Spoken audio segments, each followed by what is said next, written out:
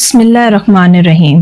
مصریوں کی غلامی سے رہائی کے بعد جب صحرائے سینا میں بنی اسرائیل کو سیدنا موسیٰ علیہ السلام کے ذریعے سے باقاعدہ شریعت عطا کی گئی تو ساتھ ہی حضرت موسیٰ علیہ السلام کو یہ ہدایت بھی کر دی گئی کہ وہ جسمانی اور مالی عبادت کے مختلف رسوم کو ادا کرنے کے لیے خیمے کی شکل میں بنی اسرائیل کے لیے ایک عبادت گاہ بنائیں۔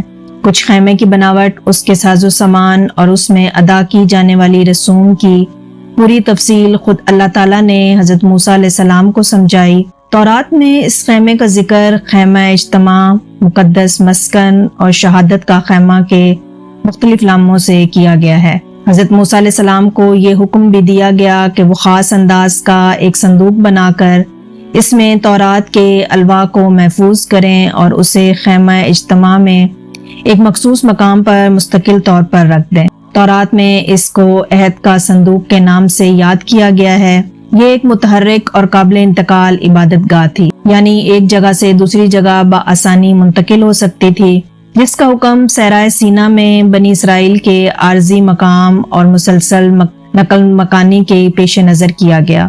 اس کے ساتھ ساتھ تورات میں بنی اسرائیل کو یہ حکم بھی دیا گیا کہ جب وہ بیت المقدس کو فتح کر لیں تو اللہ تعالیٰ کی طرف سے مقرر کردہ جگہ پر عبادت گاہ تعمیر کر کے قربانی، نذر اور دیگر شرعی رسوم وہیں ادا کیا کریں۔ 4050 BC میں حضرت یوشع بن نون کی قیادت میں بنی اسرائیل نے اللہ تعالیٰ کے حکم کے مطابق بیت المقدس کو فتح کیا۔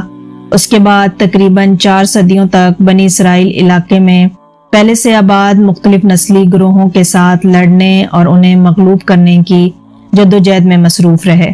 اس عرصے میں جو کہ سرزمین فلسطین پر بنی اسرائیل کے قبضے اور ان کے سیاسی اقتدار کو استحکام حاصل نہیں تھا، اس لیے مرکز عبادت کی حیثیت اس خیمہ اجتماع کو حاصل رہی۔ 4 صدیوں کی مسلسل جدوجہد کے بعد آخر سیدنا داؤد علیہ السلام کے زمانے میں بنی اسرائیل، ان کی قیادت نے ان مقامی لوگوں کو بڑی حد تک کچلنے اور ایک مستحکم سلطنت کی بنیاد رکھنے میں کامیاب ہو گئے۔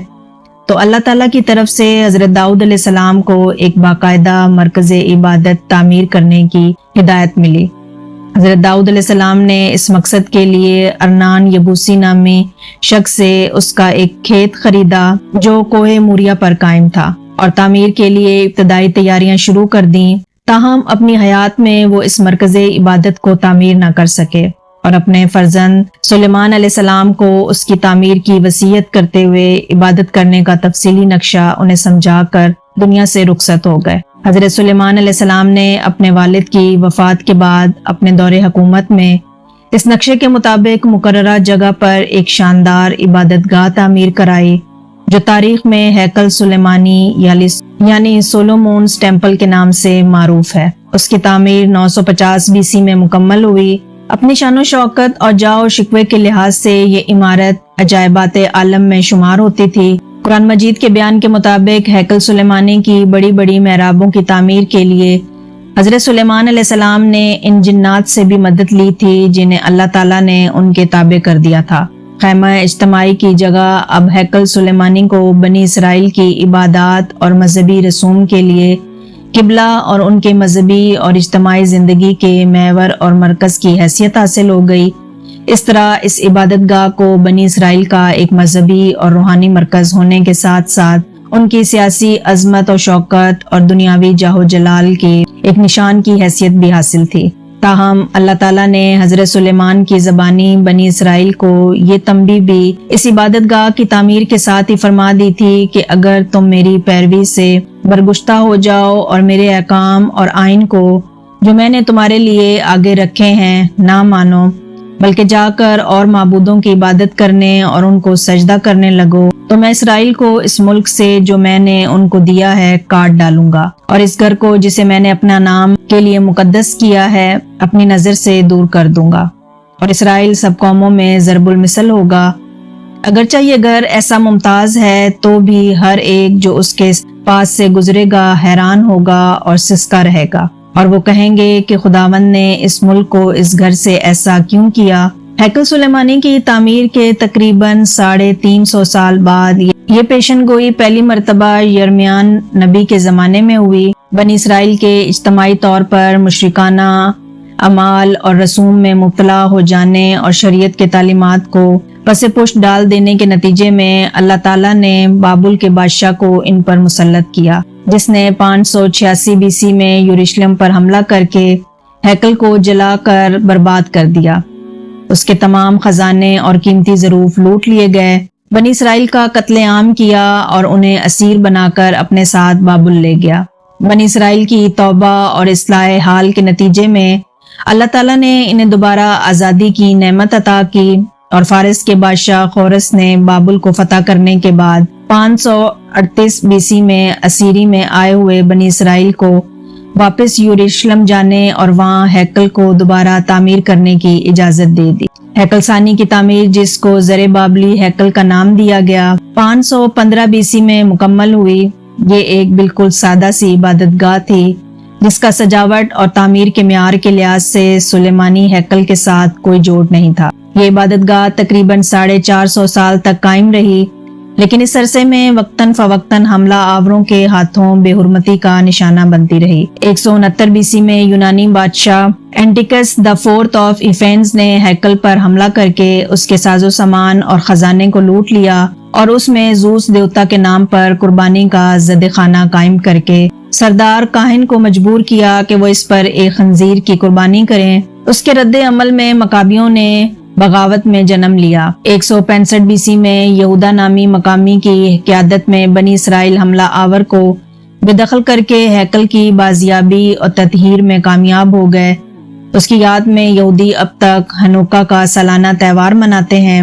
63 BC میں یونانیوں کی جگہ جنرل پمپے کی قیادت میں رومی فوج نے فلسطین پر قبضہ کیا تو اس موقع پر ہیکل کا ایک بڑا حصہ تباہی کی نظر ہو گیا۔ بعد میں رومی حکومت نے یہودیوں کو نیم سیاسی خود مختاری دے دی تو یہودیہ کے بادشاہ عظیم میں ہیرودیس میں، جس کا زمانہ حکومت 37 BC سے 4 عیسوی تک ہے، ہیکل کی تعمیر نو کرتے ہوئے احاطہ ہیکل یعنی اس کے گرد 4 دیواری کو وسیع تر کر دیا اور زمین سے اس کی اونچائی مزید بلند کر دی۔ یہ تعمیر 19 BC میں شروع ہو کر 36 سال تک جاری رہی۔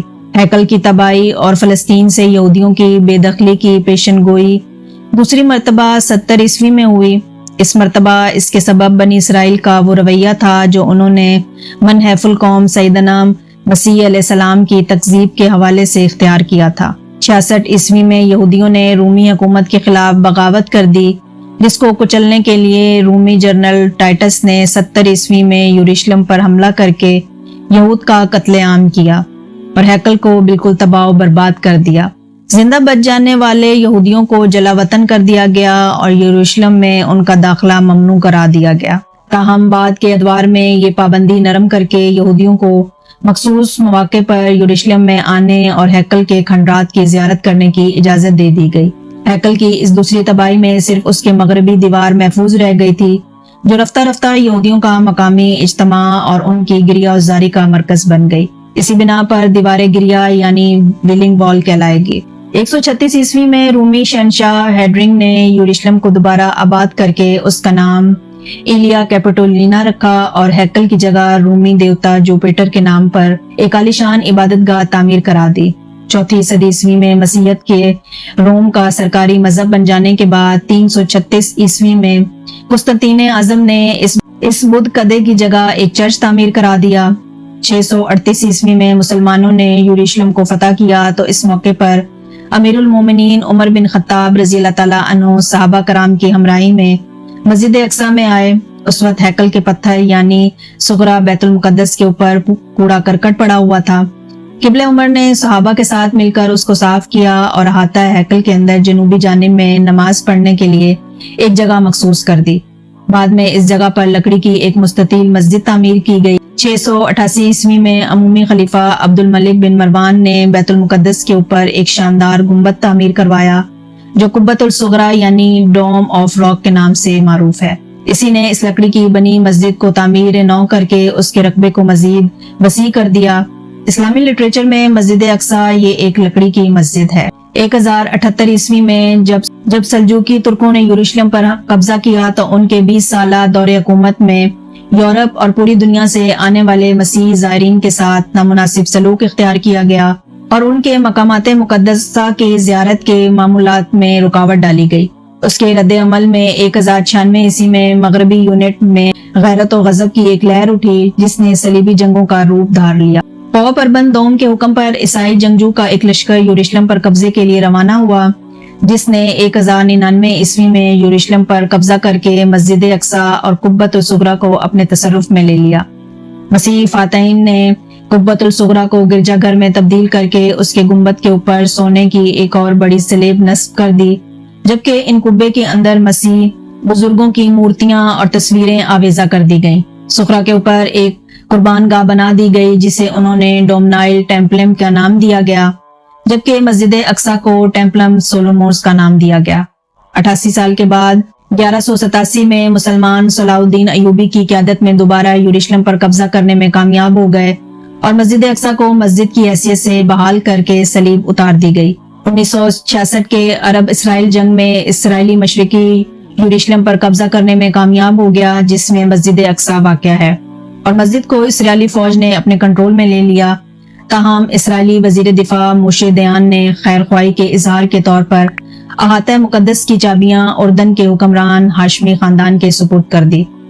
اس وقت سے لے کر آج تک اس احاطے اور اس سے متعلق بعض عمارتوں کا کنٹرول یروشلم کے مسلم وقف کے پاس ہے، جو اس کے جملہ امور کی دیکھ بھال کا ذمہ دار ہے۔ اب سوال پیدا یہ ہوتا ہے کہ یہاں پر کس کو ترجیح دی جائے۔ جہاں تک قانونی پہلو کا تعلق ہے، اس میں کوئی شبہ نہیں کہ مسلمانوں کو ایک عملی ترجیح حاصل ہے۔ انہوں نے یہ عبادت گاہ نہ یہودیوں سے چھینی تھی اور نہ ہی ان کے پہلے سے موجود کسی عبادت گاہ کو ڈھا کر اس پر اپنی عبادت گاہ تعمیر کی تھی۔ نیز وہ بحالتے موجود اس کی تولیت کے ذمہ دار ہیں، اور یہ ذمہ داری وہ گزشتہ 13 صدیوں سے صلیبی دور کے استثنا کے ساتھ تسلسل کے ساتھ انجام دیتے چلے آ رہے ہیں۔ یہی وجہ ہے کہ بین الاقوامی سطح پر بھی اس کی تولیت کا حقدار مسلمانوں کو ہی تسلیم کیا گیا ہے۔ یہ ہے مسجد اقصی کا تقدس اور اس کی تعظیم۔ آئیے ہم سب اللہ تعالیٰ سے دعا کریں کہ ایک دن ہم سب کو اس مسجد میں سجدہ کرنے کی توفیق عطا فرمائے۔ آمین۔